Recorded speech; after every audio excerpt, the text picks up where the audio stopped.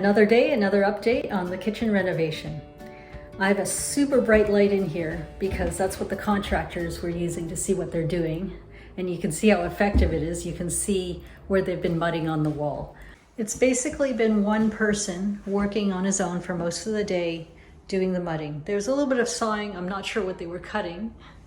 It doesn't look super different from what they've done yesterday, but you can see they've gone into the cracks a lot more. Those are closed up. The spaces around the boxes are closed up. They've done another coat on top of the screws, possibly two.